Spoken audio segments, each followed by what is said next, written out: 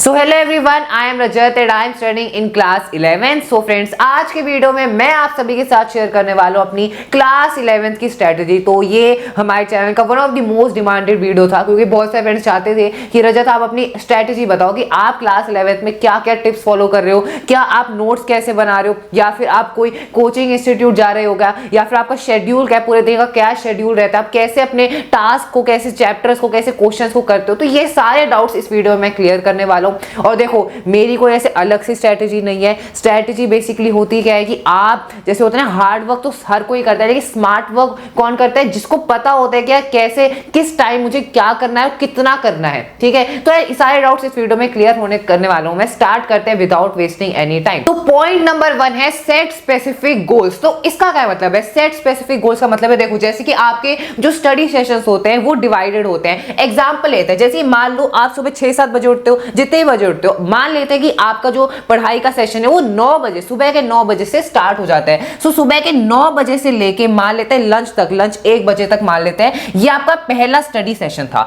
अब जब आप अपनी स्टडी स्टार्ट करते हो, जैसे कि 9 बजे आपने अपनी स्टडी स्टार्ट करी, तो आपको क्या करना है? अपना गोल बनाना है कि अब इस स्टडी सेशन में मुझे क्या करना है। मुझे मान लो कि यूनिट्स एंड मेजरमेंट हमारा पहला चैप्टर है, यूनिट्स एंड मेजरमेंट जो हमारा पहला चैप्टर है फिजिक्स का, इसके मुझे जेईई के पीवाईक्यूज करने हैं। लेट्स से एग्जांपल लिया है, तो ये मैंने करना है इस स्टडी सेशन में। ठीक है, उसके बाद लंच होगा, आप 1 घंटे का ब्रेक ले लो, ब्रेक लेना है। ठीक है, ब्रेक इंक्लूड होने चाहिए आपके स्टडी शेड्यूल में। उसके बाद मान लो आपका नेक्स्ट स्टडी सेशन स्टार्ट हो रहा है 3 बजे से लेके लेट्स से 6 बजे तक। आपको क्या करना है? 3 बजे जब आपका सेशन स्टार्ट हो रहा है, आपको इसका गोल बना लेना है कि अब मुझे अपनी प्रोजेक्ट फाइल कंप्लीट करनी है। जो मुझे हॉलीडे वर्क मिला है वो प्रोजेक्ट फाइल, मैं आपको जस्ट एक एग्जांपल दे रहा हूं। अब ऐसे क्या होगा, इससे फायदा क्या होगा? हम ऐसे भी तो कर सकते हैं, पूरे हफ्ते का एक ऐसे चार्ट बना लेते हैं कि हर दिन मुझे क्या क्या करना है, वो भी तो फॉलो कर सकते हैं। इसमें क्या बुराई है फ्रेंड्स? इसमें देखो होता क्या है कि जब आप ना एक लंबा बनाते हो ना, लंबा प्लान बनाते हो, उसे फॉलो करना मुश्किल होता है। क्या पता किसी दिन क्या हुआ, आपको कहीं बाहर जाना पड़ गया, तो वो आपका पूरा शेड्यूल फॉलो नहीं हुआ। तो ऐसे नहीं होना चाहिए ना।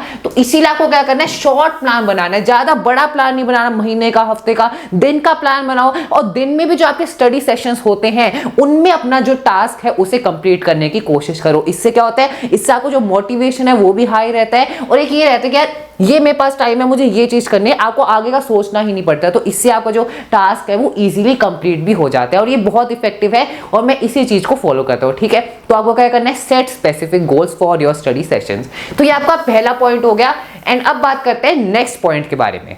तो भाई सेकंड पॉइंट है क्रिएट इफेक्टिव नोट्स। अब इसका क्या मतलब है? देखो, मैं नोट्स कैसे बनाता हूं? सबसे पहले मैं कोई कोचिंग इंस्टीट्यूट नहीं जाता, कोई ट्यूशन में नहीं जाता। देखो, काफी फ्रेंड्स के जैसे घर के पास आपके कोई ऐसे पर्सनल ट्यूशन है। देखो, एक बहुत इंपॉर्टेंट बात होती है कि अगर आप किसी भी ट्यूशन जा रहे हो, या फिर अगर आप कोई बड़े कोचिंग इंस्टीट्यूट जाते हो, तो वहां पे ना आपको जो पर्सनल अटेंशन होता है ना, जैसे मान लो वहां पे 10 बच्चे हैं, ठीक है, 10 बच्चों में से 10 को पर्सनल अटेंशन देना मुश्किल हो जाता है। ऐसे का जो बड़े बड़े कोचिंग इंस्टीट्यूट होते हैं, वहां पे एक क्लास में 100 बच्चे होते हैं, तो एक टीचर कितने ही बच्चों का अटेंशन देगा? तो आपको अगर किसी कोचिंग इंस्टीट्यूट में पर्सनल अटेंशन नहीं मिलता, किसी ट्यूशन में ऐसा नहीं होता, तो उसका कोई फायदा नहीं है। ठीक है, अगर आपके घर के पास कोई ऐसा ट्यूशन है जहां पे कम बच्चे जाते हैं, और जो टीचर है आपको पर्सनल अटेंशन दे सकता है, आपके डाउट्स, आपके जो भी क्वेरीज है उन्हें क्लियर कर सकते हैं, तो आपको जरूर ट्यूशन जाना चाहिए। मैं कोई ट्यूशन नहीं जाता हूं, मैं सेल्फ स्टडी करता हूं। और अब नोट्स कैसे बनाते हैं इस पे बात करते हैं। नोट्स देखो, अगर आप ट्यूशन जाते हो तो वहां से भी आपको नोट्स मिलते हैं, टीचर आपको नोट्स बनाते हैं। अगर आप स्कूल जाते हो, हम एक स्कूल गोइंग स्टूडेंट की बात करते हैं, स्कूल हर कोई जाता है, तो नोट्स कैसे बनाते हैं? देखो, सबसे पहले आपकी एक हेडिंग होती है, जो सबसे बड़ी हेडिंग होती है। जैसे कोई टॉपिक है केमिस्ट्री का, वो आपकी हेडिंग हो गई। अब इस हेडिंग के बाद क्या लिखते हैं? इस हेडिंग के बाद आपकी होती है सब हेडिंग। से आपको एक बुलेट पॉइंट बनाना है, एक सब हेडिंग लिखनी है। उसके बाद अगर कंटेंट है तो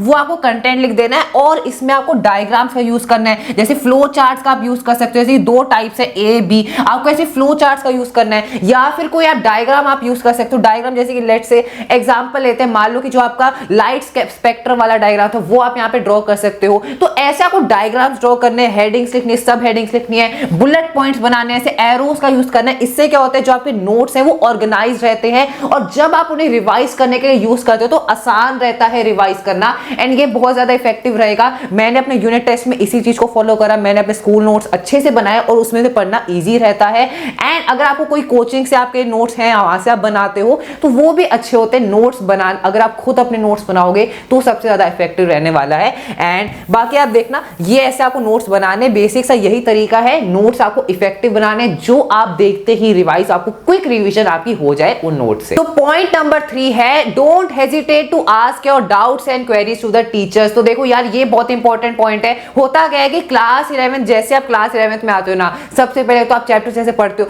इतने सारे डाउट्स होते हैं, हर एक लाइन में आपको डाउट होता है। और अगर आप डाउट्स पूछने में हेजिटेट करोगे या टीचर्स या कोचिंग इंस्टीट्यूट के जो आपके टीचर्स है उनसे हेजिटेट करोगे, डाउट पूछेंगे, यार क्यों पूछना, रहने देते हैं, घर जाके क्लियर कर लेंगे गूगल से, यार ये नहीं करना। अगर आप कहीं भी जा रहे हो तो अपने टीचर से जितने डाउट पूछ सकते हो उतने डाउट पूछो, वो आपको मना नहीं करेंगे। और जितने डाउट्स जब आप क्लियर करोगे तभी आपको कंसेप्ट क्लियर होने वाले हैं। क्योंकि अगर मैं साइंस स्टूडेंट्स की स्पेशली बात करूं तो यहाँ पे कंसेप्ट आप देख रहे होंगे, 2-3 चैप्टर्स आपके हो गए होंगे अभी तक, ठीक है। तो यार कितने हार्ड है, टॉपिक्स का लेवल क्या है, 10th से आप 11th में आपको चेंज, आपको ट्रांजिशन फील हो रहा होगा। एंड अगर आप खुद सोचोगे अभी तो और भी ज्यादा जो डिफिकल्टी लेवल है वो चैप्टर्स का इंक्रीज होने वाला है। और अगर आपने अपने डाउट्स क्वेरीज को क्लियर नहीं करा तो इतना ज्यादा बैकलॉग इकट्ठा हो जाएगा at the end of the 11th class, और जो 90+ का सपना है ना वो तो सपना ही रह जाएगा। इसीलिए ये एक बहुत ही लगता है कि छोटी चीज है, डाउट्स है, लेकिन यही सबसे मेन पार्ट है। अगर आपने डाउट से क्लियर नहीं करे तो आपको आगे के कंसेप्ट समझ नहीं आएंगे। क्वेश्चंस आप करोगे, आपका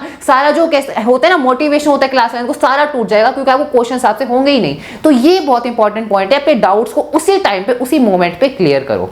पॉइंट नंबर 4 है, सॉल्व प्रीवियस ईयर क्वेश्चंस। तो यार ये मैं बहुत बार बोल चुका हूं लाइव सेशंस में कि क्लास 11 के जो साइंस के स्टूडेंट्स हैं, जो कॉम्पिटिटिव एग्जाम्स को टारगेट कर रहे हैं, जो भी स्ट्रीम आपके पास है, आपको उसके प्रीवियस ईयर क्वेश्चन सॉल्व करने हैं। प्रीवियस ईयर पेपर सॉल्व नहीं करने, क्योंकि उसमें तो सारे चैप्टर के क्वेश्चन होंगे, वो आप अभी सारे चैप्टर थोड़ी किए हमने। आपको क्या करने, चैप्टर वाइज जो क्वेश्चन आते हैं, जैसे जेई में कोई एक चैप्टर यूनिट्स एंड मेजरमेंट है, उससे रिलेटेड कोई 1-2 क्वेश्चन आया था हर साल, आपको हर एक साल के वो क्वेश्चन प्रैक्टिस करने हैं। उनका डिफिकल्टी लेवल आपको देखना है, आपसे सॉल्व हो रहे हैं या नहीं हो रहे वो आपको देखना है, ठीक है। और वैसे अगर सॉल्व नहीं होता है, आप अपने ट्यूशन टीचर से हेल्प ले सकते हो, अपने टीचर से हेल्प ले सकते हो। तो ऐसे आपको, क्योंकि आप बेसिकली तैयारी किसी कर रहे हो, अगर आप सिर्फ स्कूल एग्जाम्स को ही टारगेट कर रहे हो तो ठीक है, आप एनसीईआरटी पे रिलाई करो, अपने स्कूल टीचर्स पे आप डिपेंडेंट हो। लेकिन अगर आप किसी कॉम्पिटिटिव एग्जाम की तैयारी करो लाइक जेई एंड नीट, तो उसमें आपको क्या करना है, आपको पीवाईक्यू सॉल्व करने हैं उस स्पेसिफिक एग्जाम्स के। जैसे कि जेई है तो जेई के आपको जो पीवाईक्यूज है वो सॉल्व करने हैं चैप्टर वाइज। और अगर आप नीट का एग्जाम दे रहे हो तो same goes for the NEET. तो ये रहता है आप पूरा। एंड पीवाईक्यू सॉल्व करना इंपॉर्टेंट है। क्लास 10th में हम उसमें भी पीवाईक्यू सॉल्व करते थे, same goes for class 11th। और मैं भी ऐसे ही कर रहा हूं, चैप्टर वाइज मैं हर एक, जो जैसे मैं जेई का एग्जाम दूंगा तो उसके जो पीवाईक्यूज हैं चैप्टर वाइज, वो मैं साथ साथ प्रैक्टिस कर रहा हूं। कहां से मिलेंगे पीवाईक्यूज? या बहुत सारी वेबसाइट्स हैं, आप वहां से प्रैक्टिस कर सकते हैं। सो अब बात करते हैं कि आपको कौन से रिसोर्सेज को फॉलो करना है। तो सबसे पहले मैंने आपको बताया कि एनसीईआरटी आपकी टॉप मोस्ट प्रायोरिटी होनी चाहिए। एनसीईआरटी तो एक ऐसी बुक है कि आप 10th में हो, आप 9th में हो, आप 11th में हो, आप 12th में हो, एनसीईआरटी इज गॉड। आपको इस बुक की हर एक लाइन को पढ़ना है। अब होता क्या है कि एनसीईआरटी जब आप लाइन बाय लाइन रीडिंग करना चालू करते हो ना, क्लास 11th क्लास 12th में स्पेशली, तो होता क्या, आपको समझ नहीं आता, क्योंकि उसमें ना बहुत ही कॉन्साइज मैनर में जो आपको कंटेंट है वो प्रोवाइडेड होता है। अब करना क्या है, इसमें आप कोई रेफरेंस बुक का यूज कर सकते हो, कोई भी रेफरेंस बुक आप यूज कर सकते हो जो आपके टीचर्स आपको सजेस्ट कर रहे हैं, ट्यूशन टीचर, या फिर जैसे कि मैं यूज कर रहा हूं एचसी वर्मा की बुक। एचसी वर्मा की जो बुक है फिजिक्स की, वो आप यूज कर सकते हो। उसमें आपको जो कंसेप्ट है थोड़े डिटेल मैनर में क्वेश्चंस भी आपको दिए हुए हैं, वहां से आप प्रैक्टिस करो। और उसके बाद जब आप एनसीईआरटी की रीडिंग लगाओगे आपको वो और आसान लगेगी, ठीक है। तो ये आपको रिसोर्सेज फॉलो करने हैं। ऐसे कोई खास रिसोर्सेज मैं फॉलो नहीं कर रहा हूं, जस्ट एनसीईआरटी पीवाईक्यूज आपको साथ साथ सॉल्व करने, प्रीवियस ईयर क्वेश्चंस। एंड आप कोई एक गाइड बुक का यूज कर सकते हो जो भी आपके पास है, जो आपके टीचर सजेस्ट कर रहे हैं, जैसे कि एचसी वर्मा आप यूज कर सकते हो, आपकी चॉइस है। बस यही है कि अपनी एनसीईआरटी को लाइटली मत लेना, क्योंकि एनसीईआरटी में से ही क्वेश्चन बनेंगे, specially in the school exams as well as in the competitive exams, क्योंकि सारे कंसेप्ट एनसीईआरटी से ही आते हैं। अब ये एक लास्ट बोनस टिप है सिर्फ उन स्टूडेंट्स के लिए जिनके पास मैथ्स है, जैसे कि पीसीएम वाले हैं उनके पास मैथ्स है, और अगर किसी का पीसीएम भी है तो उनके पास भी मैथ्स है। ये स्पेशल टिप उनके लिए है। तो देखो यार, मैथ्स में ना हमारे अभी मैं क्लास 11th मैथ्स में आया हूं, तो मेरे को ना बहुत एक डिफिकल्टी फेस हो रही है। कई बार क्या होता है, हमारे जो बेसिक कंसेप्ट होते हैं, जैसे क्लास 10th में हमने जो आइडेंटिटीज पढ़ी, बहुत सारे कंसेप्ट थे वो वीक रहते हैं। तो इसलिए आपको क्या करना है, आपको बिल्कुल भी ऐसा फील नहीं करना कि मैं अगर रिविजिट करूं क्लास 10 के कंसेप्ट को, तो नहीं करना चाहिए। ऐसा नहीं, आपको अपने क्लास 10 के जो कंसेप्ट है उन्हें स्ट्रॉन्ग करना है। और ये ना इन चीज को करने के लिए ये अभी बेस्ट टाइम है, क्योंकि अभी क्या चल रही है,